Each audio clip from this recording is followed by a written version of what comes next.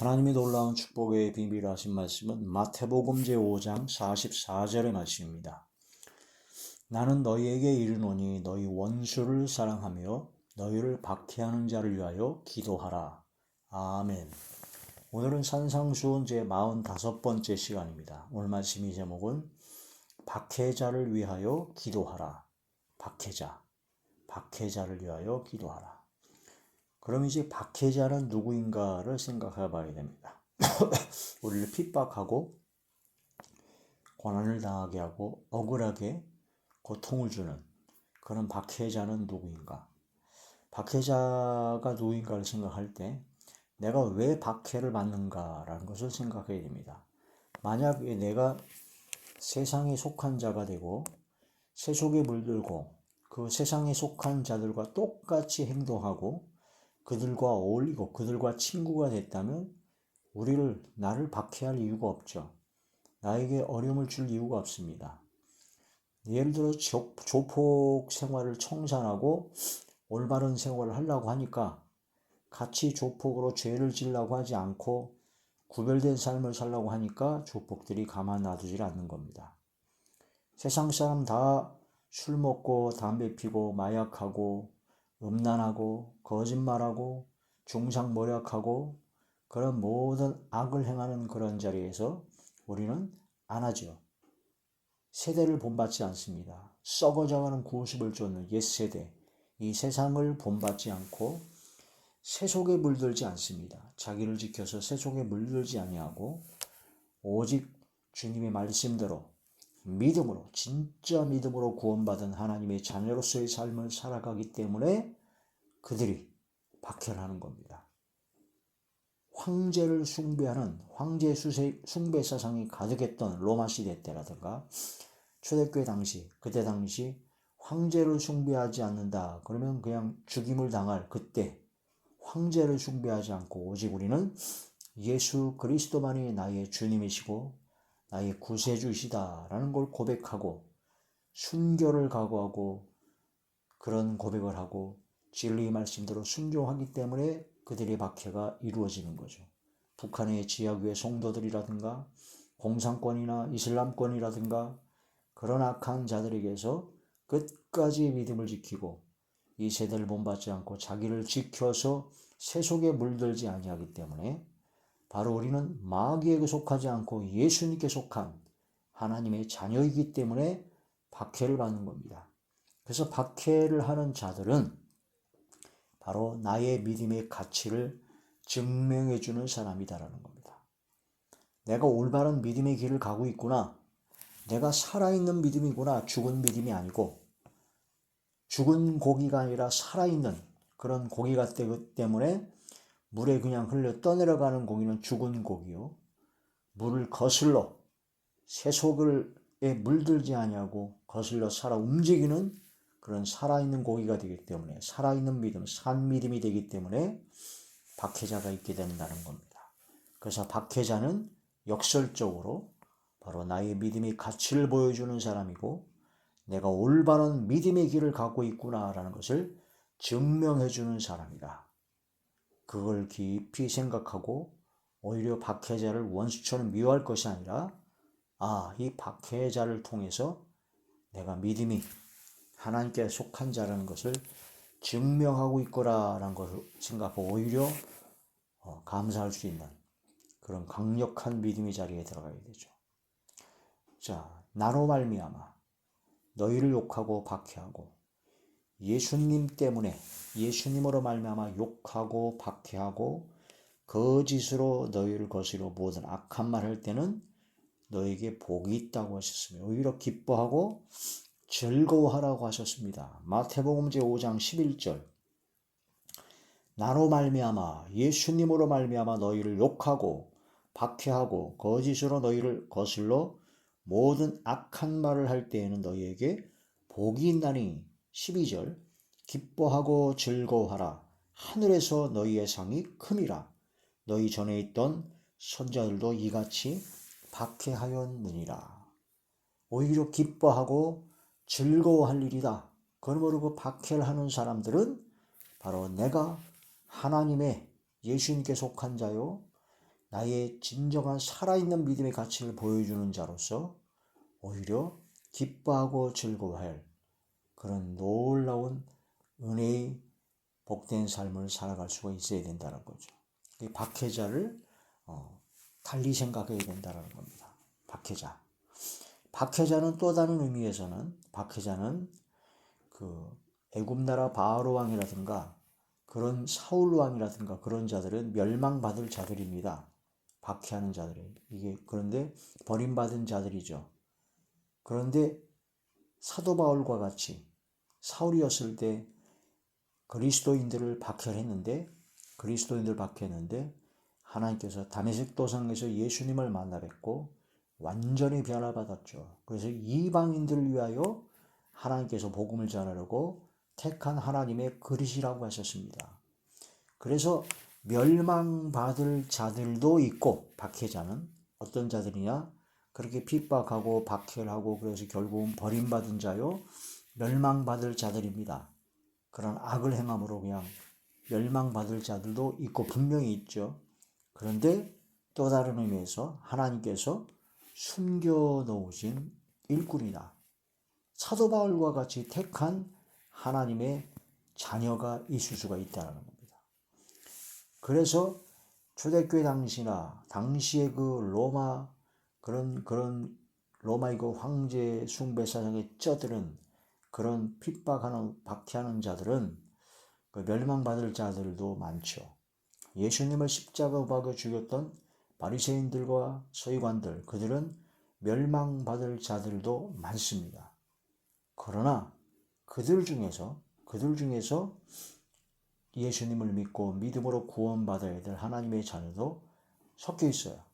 그걸 모르기 때문에 우리는 그들을 위해서 기도해야 된다는 뜻이고 사실 그때 당시처럼 그렇게 박해가 이루어지진 않았습니다. 지금 현재 우리 상황은 그렇기 때문에 우리에게 지금 박해하고 고난을 주고 어려움을 주는 사람 예수님 믿는 것 때문에 교회 나가는 것 때문에 나를 핍박하는 나에게 고통을 주는 남편이나 아내나 부모나 자식이나 그런 여러 가지 친구나 이웃에게 우리는 그런 원수 같은 그런 마음을 품을 것이 아니라 그들도 돌이켜 주님 앞으로 돌아와 사도 바울과 같은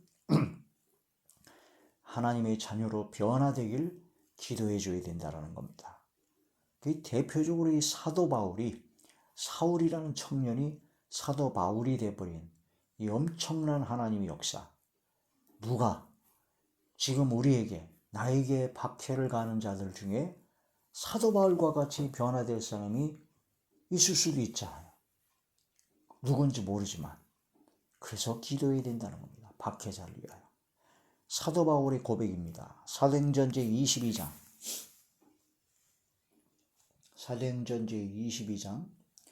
4절에서 8절의 말씀입니다.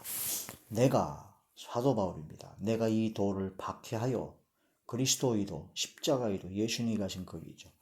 사람을 죽이기까지 하고 사도 바울은 사람을 죽였어요. 남녀를 결박하여 옥에 넘겼노니 이에 대제사장과 모든 장로들이 내 증인이라.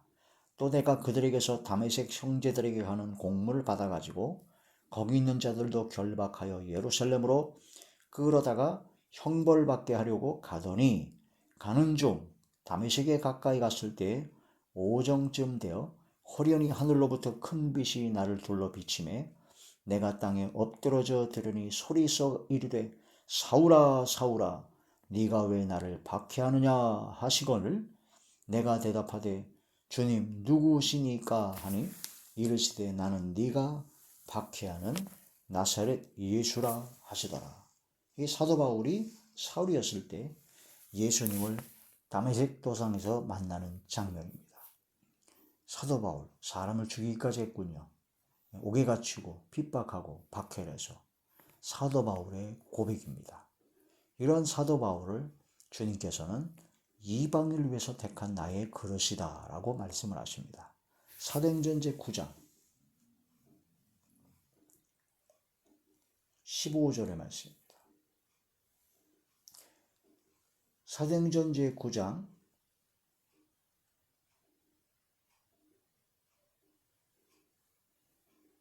11절부터 보시겠는요. 주께서 이르시되 일어나 직가라 하는 거리로 가서 유다의 집에서 다소 사람 사울이라 하는 사람을 찾으라. 그가 기도하는 중이니라. 다메섹 도상에서 예수님을 만나 뵙고 사도 바울이 완전히 뒤집어졌죠. 그리고 와서 눈이 멀었습니다.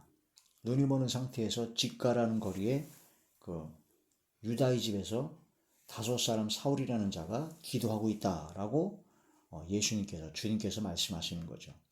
그가 아나니아라 하는 사람이 들어와서 자기에게 안수하여 다시 보게 하는 것을 보았느니라 하시거늘. 그래서 사도 사울에게 아나니아라는 사람이 들어와서 자기 안수하여 다시 눈을 뜨게 할 것을 그 환상으로 보여줬다. 주님께서 보여주신 것이죠.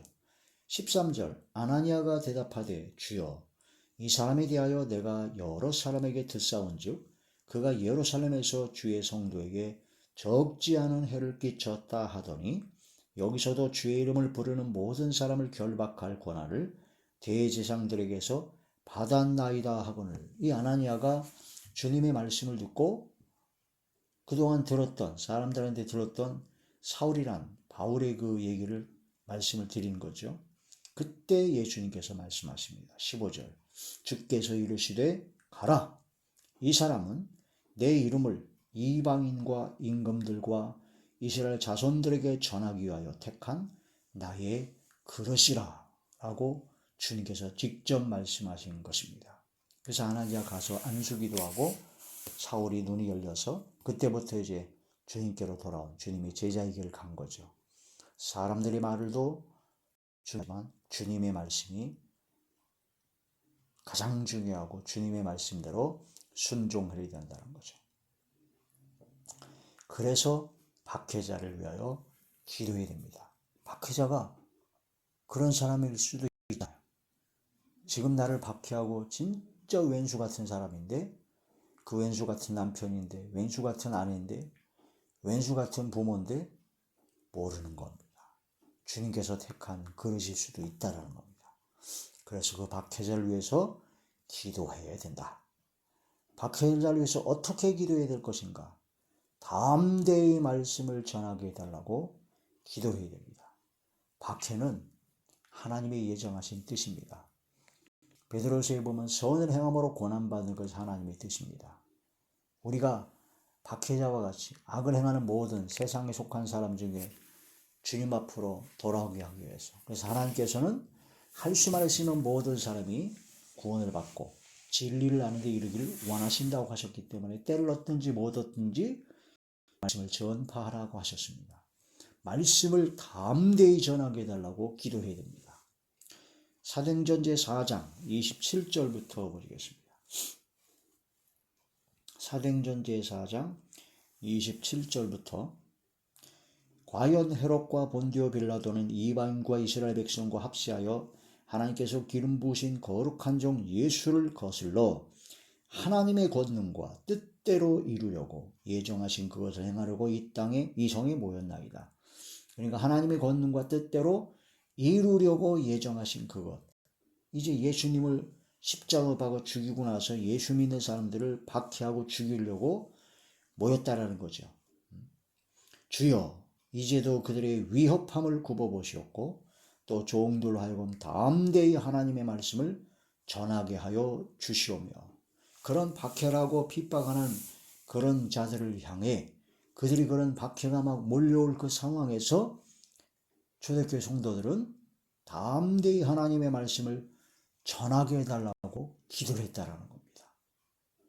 이걸 해결해 달라고, 피하게 해달라고, 안 오게 해달라고 기도하는 것이 아니라 오히려 담대히 하나님의 말씀을 전하게 해달라고, 우리를 핍박하고 박해하는 자들에게 우리가 피하고 도망가고 면하게 해달라고 기도하는 것이 아니라 그들에게 담대히 주의 말씀을 전하게 해달라고 초대교회 같은 그런 믿음의 기도가 있어야 된다는 거죠. 30절 손을 내밀어 병을 낫게 하시옵고 표적과 기사가 거룩한 종 예수의 이름으로 이루어지게 하옵소서 하더라.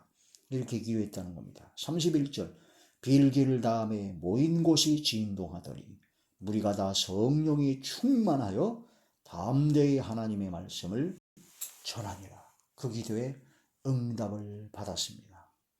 이렇게 해서 박해자를 위해서 기도해야 된다는 겁니다. 박해자를 향하여 다음 대에 하나님의 말씀을 전하게 하기 위하여 그런 걸 놓고 기도할 때 주의 표적과 기사가 거룩한 종 예수님의 이름으로 역사가 일어나게 하려는 강력한 기도를 할 때 하나님께서는 분명히 응답하시고 다음 대의 말씀을 전하게 하신다는 거죠. 박해자를 위하여 그들을 불쌍히 여기고 오히려 축복하며 기도하라는 겁니다. 로마서 제12장 14절. 로마서 제12장 14절. 너희를 박해하는 자를 축복하라. 축복하고 저주하지 말라. 아멘. 누가복음 제6장. 누가복음 제6장 27절에서 28절. 그러나 너희 듣는 자에게 내가 이르노니 너희 원수를 사랑하며 너희를 미워하는 자를 선대하며 너희를 저주하는 자를 위하여 축복하며 너희를 모욕하는 자를 위하여 기도하라. 이렇게 되기 위해서 기도해야 된다는 겁니다. 또한 이렇게 됐을 때 기도할 수 있어야 되죠. 박해자를 위하여 축복하며 기도하라.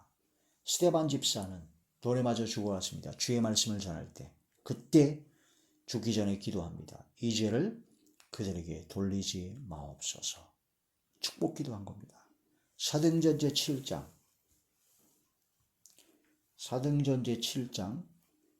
58절에서 60절 말씀.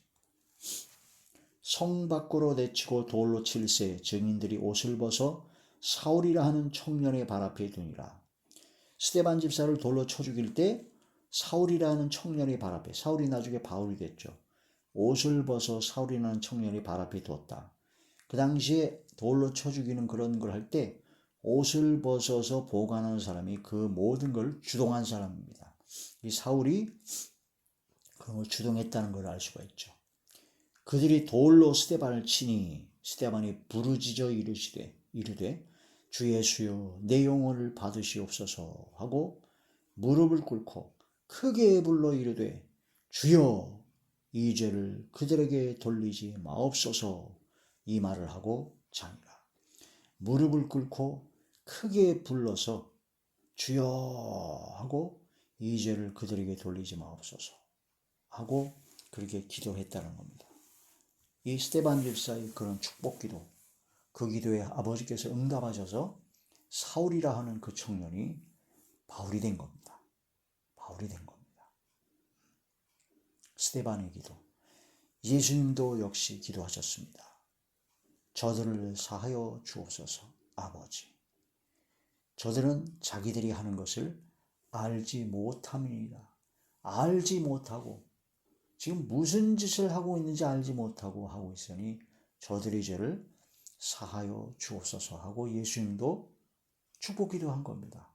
그러니까 우리를 박해하고 우리를 핍박하고 우리를 고난당하게 하는 모든 사람들은 그 사람들이 무슨 짓을 하고 있는지를 몰라요. 우리를 박해하는 것이 바로 예수님을 박해하는 것이고 우리를 박해하는 것이 얼마나 큰 죄고 얼마나 큰 형벌이 될 것이라는 걸 전혀 모르고 있는 겁니다. 불쌍한 겁니다.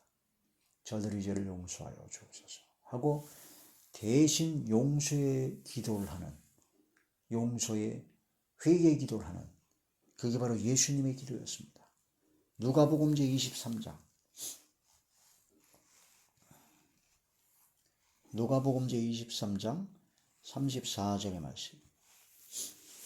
이에 예수께서 이르시되 아버지 저들을 사하여 주옵소서. 자기들이 하는 것을 알지 못함이다 하시더라. 아멘. 자기들이 하는 것을 알지 못하기 때문에 불쌍히 여기달라고, 용서해달라고 예수님은 기도하셨습니다. 박해자를 위하여. 박해자를 위하여 기도하라. 원수를 사랑하며 박해하는 자를 위하여 기도하라. 주님의 말씀이었습니다. 이런 말씀을 마음에 새기고 이 말씀을 생각에 기록하여 이 말씀을 듣고 흘려버리는 것이 아니라 이 말씀대로 순종하고 복종하고 청종하는 저와 우리 모두가 되시길 주의 이름으로 축원합니다. 할렐루야.